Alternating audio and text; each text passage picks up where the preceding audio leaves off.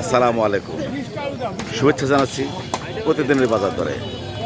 উল্লাপাড়া ভোরের বাজার থেকে তরকারির দাম জানানোর চেষ্টা করবো। আজ 14 আগস্ট 2026 শুক্রবার, পবিত্র শুক্রবার, জুম্মাবার। আজকের এই দিন এই বাজারে কী ধরনের শাক সবজি তরকারি পাওয়া যাচ্ছে এবং দাম কেমন, আমি সেটা নিজে দেখবো, জানবো এবং আপনাদের দেখাবো, জানাবো। থাকুন শেষ পর্যন্ত আমার সাথে। আমাদের এই বাজারের নিয়মিত লেবু বিক্রেতা, প্রতিদিনই উনি এই জায়গায় বসে লেবু বিক্রি করেন এবং প্রচুর পরিমাণে লেবু উনি আমদানি করেন। আজকের বাজারে লেবু কত করে? আমার নিজস্ব বাগান কত করে কেজি? 40 টাকা কেজি, 120 টাকা কেজি। 1 নম্বর কাঁচামরিচ 120 টাকা কেজি, তাই তো? জি, 30 টাকা ভাই আসসালামু আলাইকুম, কি নিয়ে এসছেন? পোল্লা আজ কত করে? 25-30। আর কুমুর 20 টাকা 15 টাকা। ভাই ভেন্ডি কত করে?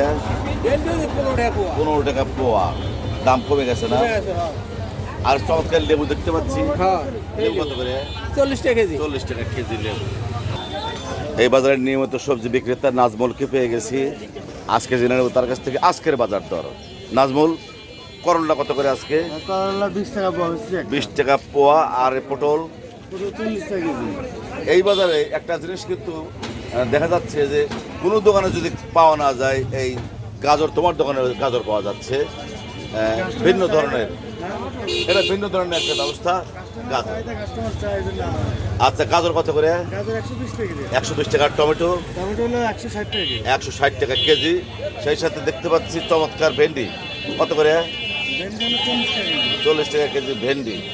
আর এই যে কচুর মুখী হলো 60 টাকা কেজি। 60 টাকা কেজি কচুর মুখী। আর যে পেকা তেরা বেড়া পেঁপে 10 টাকা 15 টাকা যে যা দেয়।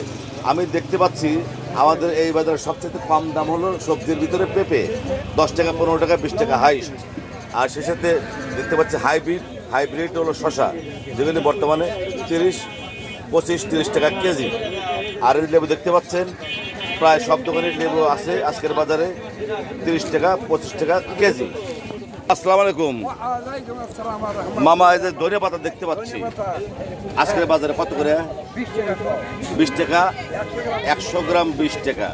আর এক পুঁইশাক 20 টাকা মুঠা পুঁইশাক। বড় বড় কান্দাল দেখতে পাচ্ছি 10 টাকা মুঠা, মানে একটা পিস 10 টাকা।